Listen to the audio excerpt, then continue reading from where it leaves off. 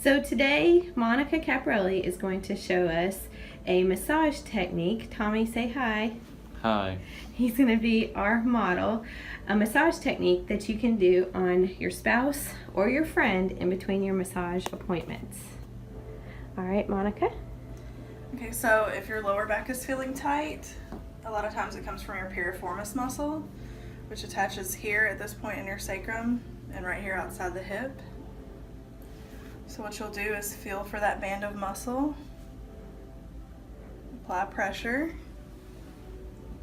You can pick up their foot, bend at the knee there for me, Tommy.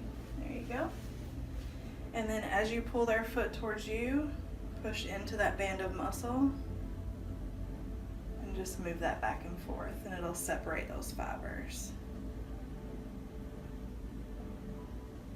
You doing okay?